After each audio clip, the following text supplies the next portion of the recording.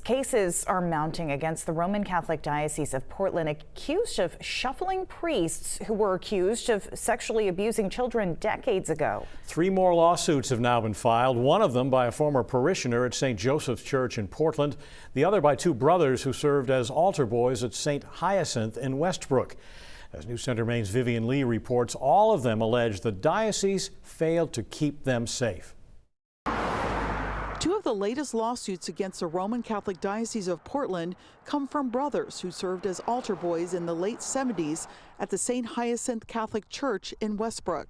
News Center Maine is choosing not to name the alleged victims. They accuse a priest, Michael Plord, of sexually abusing them in 1978. Their mother reported the alleged incidents to Plord's supervisor, Reverend Antonio Goslin, but family members never heard back from him about the reported abuse. Michael Bigas represents the alleged victims. 2 years before the brothers were abused at St. Hyacinth's, abuse was reported to the clergy, and that report failed to make its way to parishioners, which would have prevented the brothers' abuse. Plord was removed from the priesthood in 1994 after allegations of child sexual abuse against 2 minors dating back to the 1970s. And according to the lawsuit, the father of the brothers, who is now 94, says if he had known about the potential risk, he would have never allowed his sons to serve as altar boys. Another complaint comes from a former parishioner of St. Joseph Parish.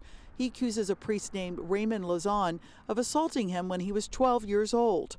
Bigas represents 8 clients who are seeking justice in civil court under a new law that removed the statute of limitations on childhood sexual abuse.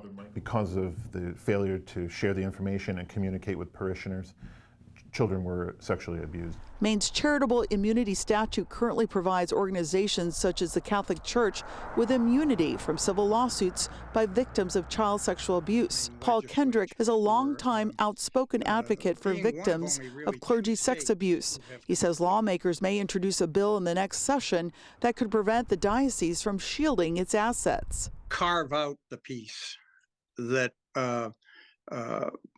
would protect the church. Bigas says as many as 30 lawsuits could be filed by March of next year. In Lewiston, Vivian Lee, News Center, Maine.